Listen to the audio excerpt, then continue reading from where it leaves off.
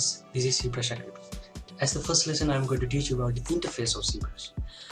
You can see many colorful icons all around the interface, and this is your working area, and this one is the menu bar, and this one is the toolbar, and you can see in your tool palette in here, some viewport control palette in here, as well as very important palette you can see in here. The first one is brush palette, second one is brush stroke palette, third one is alpha texture palette, fourth one is texture palette, the other one is material palette, the last one is color palette.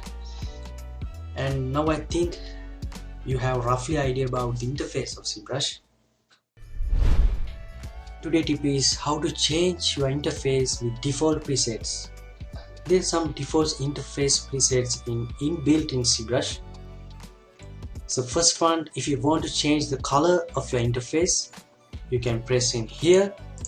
Now you can see the color has changed.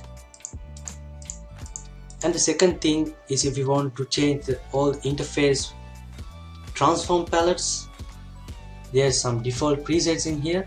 You can press this button. Now you can see all the transform palettes and other palettes has changed. So that is the tip of the day. Thank you. This is ZBrush Academy. See you again with another tutorial. This is ZBrush Academy mini lesson series for your quick learn.